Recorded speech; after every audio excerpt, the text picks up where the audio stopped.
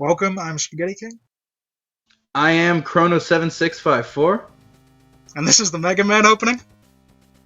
Yeah, Oh, I forgot about this. Fucking presents. Fucking present. I think this is in shit Ass in Association. I think this is in Ass Association. Yeah, in Ass Association. I love that one. Nice. He never does Association again. Rated and fucking starring James Roll. I love this one because this is kind of like childish because he's just throwing in curses because why not? But It's the spirit of the nerd. well, that's basic. I love this title screen. Yeah, I love that. That's well, it's a Contra intro. The thing is Mega Man, but that's like a Contra thing. So Yeah. the funny thing about this video is like, if you look on at the editing, there's some kind of like there's some problems with it. Like there are a couple parts where there isn't audio, and the filter on the video is kind of. He said it was kind of flawed. Like you can see, he's kind of like orange. He points that out in the making an AVGN video thing, but it's kind of funny. But it's basically just trivia at this point. But Interesting. this there's something funny about this game because it's just so ridiculously challenging, but I can't really hate it, you know? No, it looks pretty hateable. It's kind of tough, like I mean, I've never played it, but I look at it and I don't hate it. I look at it and it's one of those things where, because have you ever seen like speedruns of this game? No. They're pretty interesting when you see people who are actually good at it and they don't get hit. It kind of has that Contra appeal, but the main problem is that it's not necessarily that you die in one hit, it's that you can't run into anything. You can't touch the walls, you die immediately. Right. I like the idea that you can shoot two directions at once. I feel like the bullet hell arcade fan in me would really love that. Yeah, like the thing is, I don't hate it, but it's one of those things where you there are so many other better space shooters. Like I'm on real brain fart mode. What is it? Gradius? Yeah, Gradius. R-Zone? Not R-Zone. What am I thinking? Yeah, R-Zone. I think so. Oh no, the R-Zone is the Tiger Electronic console. Oh, never mind. I guess Oh. Yeah. R-Type. What was? I'm pretty sure it's R-Type. Yeah, R-Type. R-Type. Right. Gotta think back to the Brawl OST. There's everything in there. It's like camouflage. Oh man, Gradius 3 is real fun. Yeah, Gradius is great. All the Gradiuses are great because Gradius started, I think, on. I give up. I'm trying another I think it was an arcade game. It was an arcade game, but I think there was a TurboGrafx 16 version, actually. I think is where the first two were on, and then it went to SNES. Ah, interesting. I believe so. And, you know, that happens a lot of cases where you have, like, one good game that was, like, originally TurboGrafx 16, and then you just see it somewhere else. Yeah. Did you ever play Splatterhouse? I've, like, very little. I've played it a little bit, but, it's pretty good stuff. It's a good beat 'em up. Yeah, this part is kind of funny because what happens is he'll be like, oh fuck, but then it will just cut to him like making a face. It's actually like not him saying it. So you know. Oh yeah. Yeah, it's funny. Like I used to notice it and be like, it's kind of cheap. But now it's like, it's just funny, it's just part of it. I appreciate, going through these old episodes, I appreciate how many, like, editing risks he took, you know? Like in the Ghostbusters episode where he did the blue screen, or in this episode where he threw himself on the title screen. Yeah. Just random little things that you don't see every episode. It's neat. Yeah, because that's the thing now. It's like a lot of times the only thing he does that really mixes it up is some kind of green screen joke, and you can see some kind of funny things with that. But back here, it's much more experimental. 100%. Yeah, you even see that with like the openings. Like the openings are much more like mixed up and interesting back then. I can't remember any interesting opening in the last like 50 episodes or anything.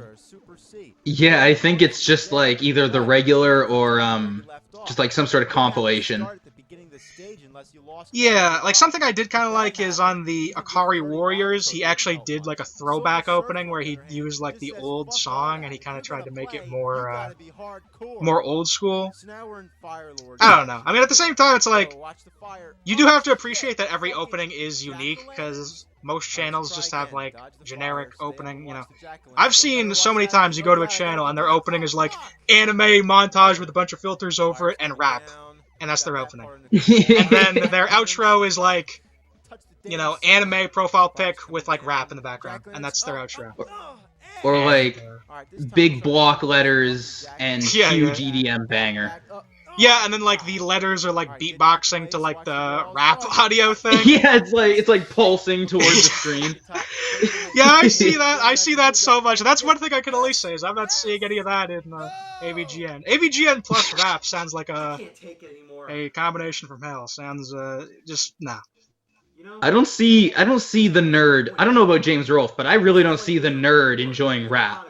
Yeah, it just like it just conflicts because the nerd is kind of edgy because he like swears and is like very vulgar, which you would think would work with rap, but he's also like a nerd. You know, he's also this kind of like misanthropic, strange type. You know? Totally. And I mean, whenever he references music, it's always like heavy metal. It's always like Metallica or Black Sabbath or something. Yeah, and that seems to make sense, you know. It seems like the nerd probably would just be like a metal and video game music guy. It's pretty much like basement dwelling shit.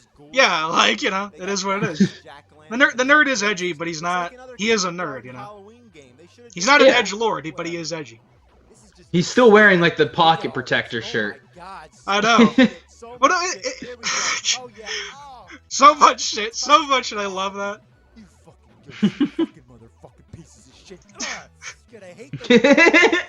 You fucking motherfucker pieces of shit. There's shit all over the place. He's so passionate in this one. This is like my favorite part, where he points out the patterns. Yeah. You're dead. Once again, let's try another stage. Let's try another stage. He's just trying any of them. And he can't beat any of them. I know, he's done that before, too, like in the Castlevania episodes. He drew out, like, the Medusa head patterns. Yeah, I love that part. All these areas are dead zones. I love that because he puts it in context really well for you, just like how insane this is. Yeah, it's a weird way of looking at it. Because like I've played lots of Gradius 3, and that's an interesting way of thinking like, oh, just all these spots are death zones. Yeah, because it actually is good on like a review level because it actually communicates to you really well why it's so hard. But that's the good part is you have this kind of like this good analysis, which I love that. Let me just imagine I pull this maze to the left. It's a simple thing, but it would piss you off a lot. Honestly, it would. Yeah. But the fact he has the angry rants, like before he was like, oh, like, this fucking shit, I can't believe it. But then he goes into this mode. This is really where I love this like insane angry rant combined with like logical analysis. Right? Imagine if you were playing Zelda and you weren't allowed to get hit once or touch any of the walls or blocks. Which is, I think I actually tried that once. I actually tried Zelda 1, can't touch the walls, and it's horrible, man. That sounds horrific. There's a lot of parts where pathways are made out of walls. That sounds terrible. Yeah, because you have all those. I love that. Yeah, I love that. That is beautiful. That's beautiful. That's such an old school moment. Because it's perfect. It's the perfect encapsulation. And he's just, oh my fucking god! It's like, yeah, dude, that's where we're at. He really identifies with the game over screen. I love it. Well, the thing is, it's not even game over. Every time you die, you see it. Oh. Yeah, that's what it. Yeah, every time you die, you see it. Because I actually watched the James and Mike Mondays on this, and I think Bootsy was able to actually like beat it because he can play the hard games. I think walk barefoot without because exposing Bootsy, I think your he's foot to the beaten this. floor. He's beaten It'd be easier to pick the Back to the fly Future 3 on shit Sega out of pepper Genesis. while wearing boxing gloves. The fact that you can get hit Yeah, you can see those on once James Mike pretty much Mondays. Those proves are that you're weaker than every other enemy in the game. I never watched that series. Are there any that are like worth it? Touching a wall. I can understand if he's flying. there are a couple highlights. I probably need to like make a playlist of the actual like pretty good ones. Yeah. Back to the Future 3 is pretty good.